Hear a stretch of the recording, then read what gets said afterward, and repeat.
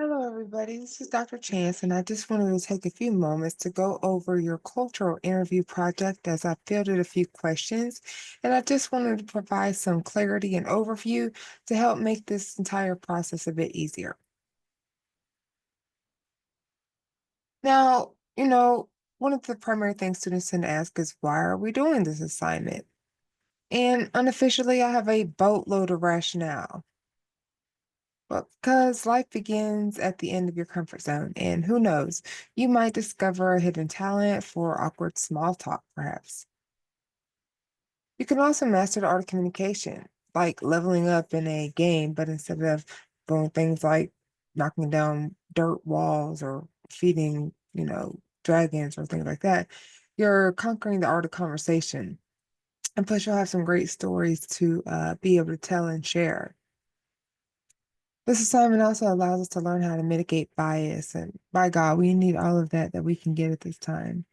So think of it as a mental workout. The more you flex the empathy muscles, the less room there is for bias to sneak in. There may even be an impact for cultural curiosity, right? It's like traveling the world without having to actually have jet lag or eat questionable airplane food. You can explore new perspectives and traditions that you might have never had before. This also allows for networking because it's not what you know, it's who you know. And so building connections with people from different backgrounds can open doors that you never knew existed. And then there's confidence boosting morale. There's nothing like successfully navigating a cultural interview to make you feel like you can take on another more challenging process. Now, officially, this project aims to foster a deeper understanding of one's own and others' cultures, promoting constructive engagement with diverse individuals. Social psychology is a general education course and is classified as such under Goal 3, which is practical application.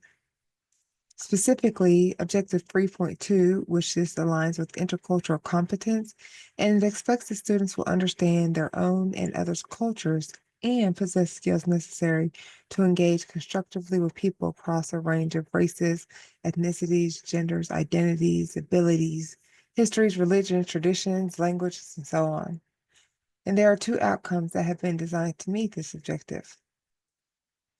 First, students will produce an exploratory or investigative work based upon personal interaction, such as a conversation, an interview, or a service learning experience that compares and contrasts the culture of an individual or group outside of the student's own identity with that student's own culture.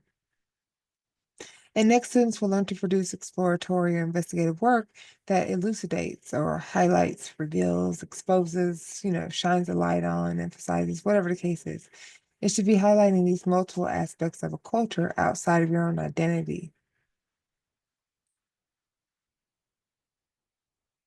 Now, for this assignment, you're expected to conduct an interview with someone who has a different culture or subcultural background than you. And this is a three-part assignment. So the first submission you'll turn in is a document describing you, your interviewee. That is the person that you selected to interview and why this person was selected. You'll also submit a draft of the interview questions that you plan to ask them.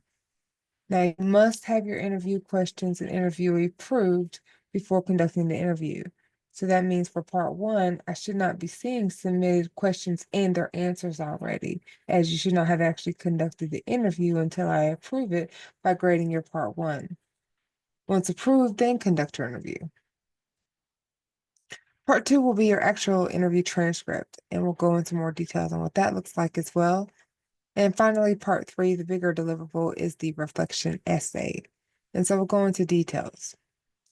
But do know that there is a module dedicated to the culture interview project, and it contains all of the necessary files and submission links to help you create a comprehensive cultural interview project. So let's break down the different parts. And it may seem backwards, but I'm going to start with part three, which is the reflection essay, because I think it's important to know that what your final deliverable is, that'll help you create the best versions of their primary components or preliminary components. So the main goal of the essay is to provide an in-depth analysis of the cultural subculture you explored during the interview. First, you'll need to apply at least 5 social psychological concepts from our class. And this will help you examine the norms and behaviors within the culture you studied and compare them with your own cultural background. Next, engage in self-reflection and comparative analysis. So reflect on your own identity, culture, and group memberships, and consider any surprises or challenges you encountered during the interview. Third, evaluate your communication skills and practices. So think about how effective your communication was during the interview and identify areas for improvement, such as asking open-ended questions or avoiding interruptions. And then this will allow you to examine and challenge any biases you may have had before the interview, and to be able to reflect on how these biases may have changed as a result of your experience. And finally, understand the cultural challenges and complexities you encountered. And this will help you develop a more, thorough understanding and perspective on cultural diversity. Now, as far as submission guidelines, your reflection essay should be 3 to 5 pages long. 3 to 5 pages doesn't include cover page or references, that's just body. You can submit that as a Word document. And of course, if AI is used, then you'll have 2 submissions, a rough draft that should not be edited with AI, and then of course a polished version. And see the AI guidelines for more details on that. Now, to help you write your essay, consider these guiding questions. For instance, how does your identity, culture, and group membership compare with that of the person you interviewed? What surprised you, challenged you, or stayed with you as an important aspect of your communication across cultures? What does this experience mean to you personally? What changed in you as a result of the interview? Were there any communication practices you wish you had used or done better? Were there any preconceived notions or biases that changed as a result of the interview? And did this experience help you understand the challenges and complexities within different cultures or subcultures? And finally, what's your takeaway from the assignment? What was learned or gained from it? Also note I've included several resources within that module on the guidelines page for your review.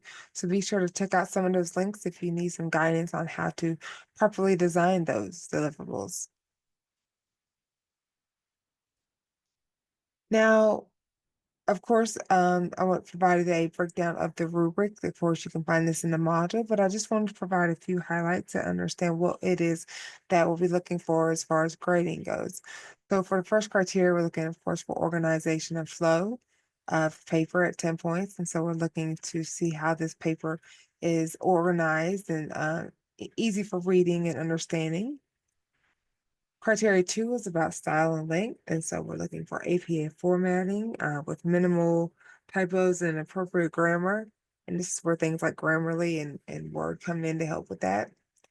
Now, the bigger components of the reflective essay are the big 2 points, 3 and 4. So again, just as we talked about the purpose, this essay should be elucidating multiple aspects of the culture and subculture. And so, excellent understanding of the interview and class content, appropriate detail provided, and goes above and beyond to describe the multiple aspects. So I should be able to see that you've highlighted at least 5 of those psychological concepts and touched on several components of that person's culture. And so, when I say several, we're looking for at least 3 and more. And then criteria 4 is about the reflections and lessons learned. And so to get max points here, you're looking at covering thoroughly and providing insight and information to be able to assess the conclusions and your reflection and what was learned from this assignment. I've also went ahead and took the leisure to copy and paste the table of contents from the sample essay that's provided for you as well to look at. And this just kind of gives you an overview for what a reflection essay could be structured as. So see how it highlights at least 5 psychological concepts, moving from social influence all the way down into 3 different types of pro-social behaviors. And it also includes interview analysis, personal reflection, and conclusion. And again, you can find this full paper in the assignment module. So we'll jump back now and look at part 1 as we break down this. So again, you're at the point early on where you have to have an interviewee and questions to come up with. So in this part, you'll identify and be designing questions for the interviewee for the background based on their culture from someone who has a different culture than you. Now, sometimes you have to ask what is culture because it could be so many different things. And so it can be understood in various ways that you can interview someone who differs from you in terms of ethnicity, place of origin, other cultural variations like language, customs, traditions, values, social norms, religion, spirituality, art, food, cuisine, social structure, education, and the list goes on. And your task involves three main steps, obviously. And so we're talking first about the initial research on the person that you plan on interviewing, your interviewee, and developing thoughtful interview questions and providing detailed description of that interviewee and your rationale for selecting them.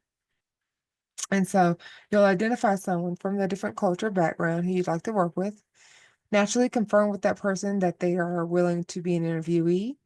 Respectfully explain the purpose of your assignment.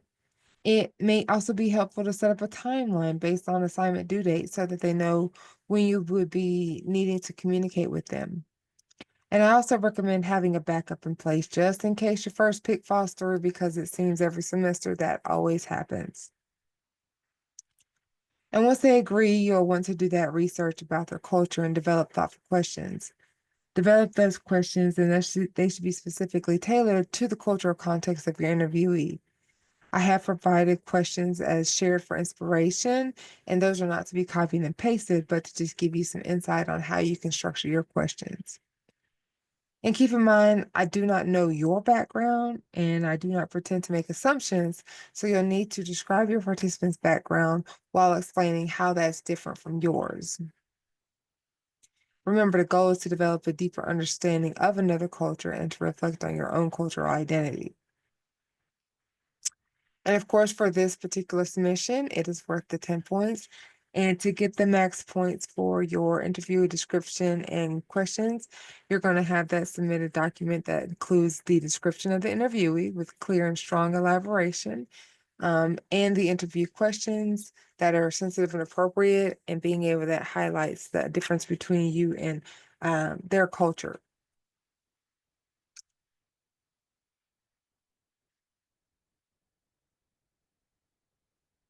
Well, replicated that. So same thing. Part one rubric.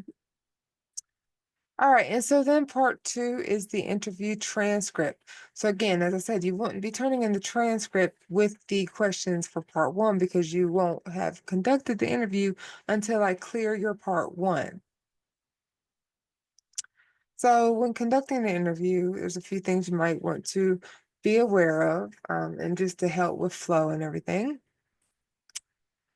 In early stage, you'll want to, prepare background information from your notes and familiarize yourself with some of their cultural backgrounds to avoid awkward or taboo situations. You may even want to develop a simple consent for recording if they're going to allow you to record. That way, it'll be easier to help you do that transcript. And this ensures that you have permission and it helps build trust with your interviewee as well. Now, once you're actually in the interview process, do things to break the ice and be proactive, show interest in your interviewee and ask insightful questions. And don't be afraid to deviate from the questions that you created on your list because depending on how the conversation goes, more things may evolve after you both start talking to each other and you can inspire a thought in your interviewee and they can inspire a thought in you. Also, be mindful about your body language and nonverbal cues, and try to spend a good amount of time so that you have enough content. I've had situations where students come back with just a few questions and very brief answers, and I have to send you back to go do a second interview because you didn't get enough content to write a thorough reflection essay. And then in the case that you cannot record, if they don't want to record them or audibly record them, then be sure that you can take thorough, detailed notes. And then afterwards, I always recommend taking a step of good measure and reflect on the experience, analyze the response. You might even journal or something during the transcription of the interview process. And then if you want to additionally, you're more than welcome to share that transcript back to your interviewee and ensure that they feel like everything was accurately transcribed and is understood as clearly as possible. I've also provided a screenshot of the sample interview transcript submission. This is a screenshot from the Word doc, but it just shows how it flows like a transcript. So think of like a transcript from like a television show or a stage play. It shows who the speaker is and what they've said, and then what the next speaker, who the next speaker is and what they say, and it moves through. I don't need timestamps or anything like that, but you really do want to provide the full details of the content. You're more than welcome to use the Word document as a transcript, as a template, but do delete the additional bubbles because that's just there to help you know what goes in there. And of course, for the transcript, this assignment is worth up to 40 points. And to get the full points, you want to be sure that this interview transcript has enough content in it that's highlighting at least those 5 similarities and differences between you and your interviewee.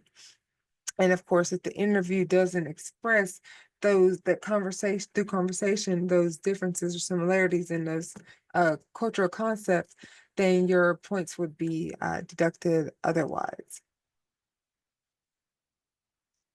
So I hope that this brief overview helps you with clarity as far as understanding your cultural interview project.